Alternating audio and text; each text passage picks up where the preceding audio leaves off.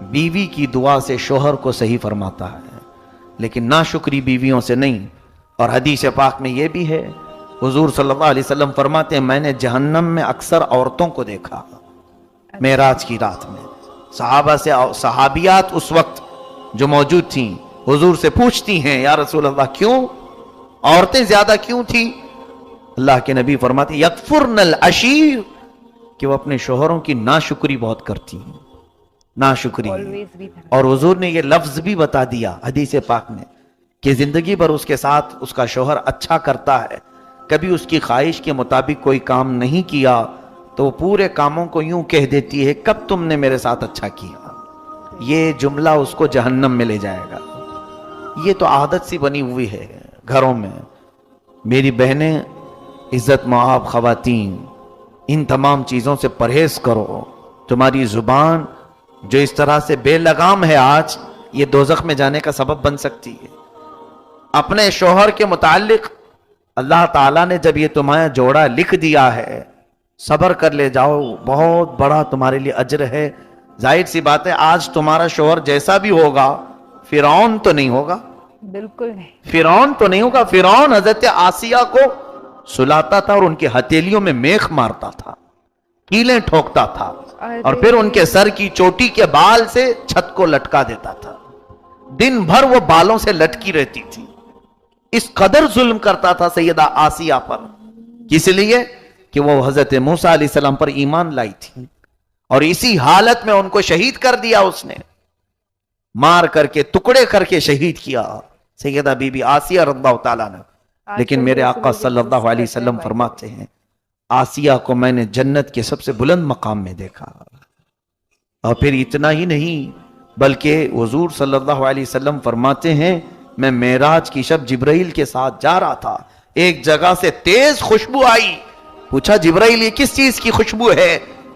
عرض کرتے ہیں یا رسول اللہ صلی اللہ علیہ وسلم فرعون کی بیوی آسیہ کی کنگھا کرنے والی جو خاتون تھی اس کے ہاں سے یہ خوشبو آ رہی ہے۔ اچھا، اس کے حضرت آسیہ کے بالوں میں جو کنگھا کرنے والی خادمہ تھی یہ اس کی قبر کی خوشبو ہے۔ پھر حضرت آسیہ کا حال کیا ہوگا؟ صبر کی وجہ سے وہ اجر دیا گیا۔ بہرحال حضرت بی بی رحمت ایوب علیہ السلام کی نیک وفا شیار خاتون، یہ بھی ایسی صابرہ تھیں، چھوڑ کر بھاگی نہیں، اس حالت میں بھی اپنے شوہر نامدار کے ساتھ خدمت میں لگی رہیں، خدمت کرتی رہیں۔ جیسے بھی ہیں آج گوشت کے ٹکڑے کٹ رہے ہیں، ان کے بستر سے چمڑی لگ رہی ہے، لیکن ہے تو یہ اللہ کے نبی ہے میرے شوہر، میں آخری سانس تک ان کے ساتھ رہنے والی ہوں۔ لیکن علاج کے لیے دوڑ بھاگ بھی کرتی تھی۔ ایک بار بازار میں ایک حکیم صاحب پکار رہے تھے میرے پاس، ہر چیز کا علاج ہے، یہ دوڑی دوڑی چلی آئیں، پوچھا اپنے شوہر کی بیماریاں سب بتائیں، ایسے ایسے میرے شوہر کی تکلیف ہے، کیا ان کا علاج ہو سکتا ہے تمہارے پاس؟ اس حکیم نے کہا بالکل ہو جائے گا، چٹکی میں علاج کروں گا۔ در حقیقت وہ ابلیس تھا، شیطان مردود تھا، اس نے یہ جان بوجھ کر کے جال بنایا تھا کہ آخر وقت وہ بہتوں کا ایمان چھین لیتا ہے۔ کہا اے خاتون تیرے شوہر کا علاج تو میں کر دوں گا، اجرت کیا لوگے؟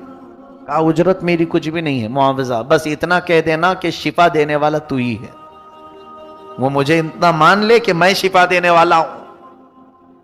عورتوں کو کبھی کبھار محبت میں جب غالب ہوتی ہیں تو کچھ سمجھ میں بھی نہیں آتا ہے، اندھا دھند، جیسے آج بھی بچوں کی محبت میں عورتیں بہک جاتی ہیں، ارے کہیں سے تو علاج ہو جائے میرا بچہ بچ جائے۔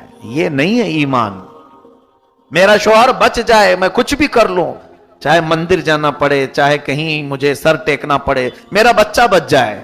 نہیں، کفر و شرک کر کے اگر تم کسی کو بچا سکتے ہو تو پھر کس خاک کی زندگی جی رہے ہو؟ یہ نہ ایمان ہے نہ اسلام ہے۔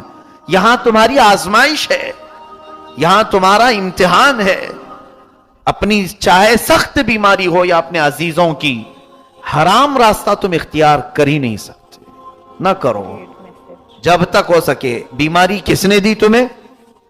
اللہ نے، اور شفا کون دے گا؟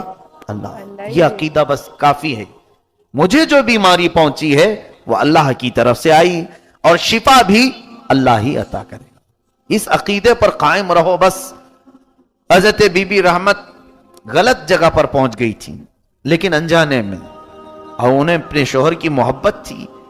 उनको ख्याल भी नहीं आया कि क्या गुमराह करने की बात किया है, कुछ नहीं सोचा उन्होंने। दौड़ती दौड़ती आई, अपने शोहर से कह दिया अब आपका इलाज हो जाएगा, अब घबराइए मत, मैंने अच्छा डॉक्टर तलाश लिया है, अच्छा हकीम मिल गया है। कहा क्या, कहां से हकीम मिला? कहा बाजार में एक बहुत बड़े बुजुर्ग हैं, अच्छे हकीम हैं। कहा उजरत तुम कहां से दोगी, हमारे पास तो कुछ है नहीं। कहा नहीं, वो उजरत भी नहीं लेंगे। उन्होंने इतना ही कहा है कि बीमारी सही होने के बाद आप इतना कह दें कि शिफा देने वाला तू है। जलाल में आ गए अय्यूब अलैहिस्सलाम बीमारी के आलम में। कहा ए जमीला, तुम किसी हकीम के पास नहीं, इब्लीस लईन के पास गई थी। अल्लाह की कसम, सुनो, अय्यूब अलैहिस्सलाम कसम खाते हैं, अल्लाह की कसम, अगर मैं सही हो गया तो तुझे 100 कोड़े मारूंगा।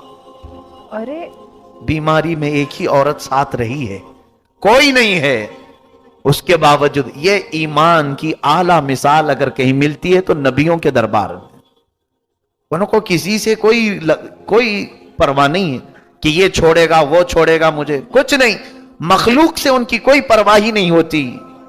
वो नबीउल्लाह थे, अल्लाह के नबी थे, उनका अकीदा तो अपने रब के साथ बड़ा मजबूत था। जाता है कोई तो जाए, मेरा मौला मुझे परवरिश करेगा। बीबी रहमत को आपने कसम खा करके कहा, तब भी वो भाग करके नहीं गई।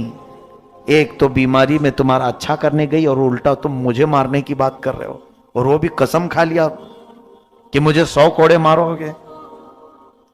अगर इस जमाने में किसी खातून को कह दें तो वो पूरा बखेड़ा खड़ा कर दे, हमें खुला चाहिए, तलाक चाहिए, मजलिस बिठाओ, मीटिंग बिठाओ, बहुत सारे मामला। यहां पर एक चीज सीखने को मिलती है कि अगर ईमान में मर्द मजबूत हो, अपनी औरतों के मुतालिक ये कह दे, चाहे हमारे घर में कुछ भी हो जाए, गलत रास्ते के जरिए से कोई चीज हमारे घर ना पहुंचेगी। नो हराम, बस इस पर आप कायम रहें, देखें, नो टू हराम। फिर आपकी औलाद भी, आपका घराना भी इस तरह से चलेगा कि अल्लाह तबारक व तआला सारे सालिहीन आपकी नस्ल में पैदा फरमाएगा। लेकिन हम मजबूरियों के आलम में ये सोच लेते हैं कहीं से भी आ रहा है चला लो यार, आज गुर्बत है, तंगी है, कहीं हराम का आ रहा है चला लो। बहुत सारे लोगों के घर इस तरह से तबाह बर्बाद हो गए।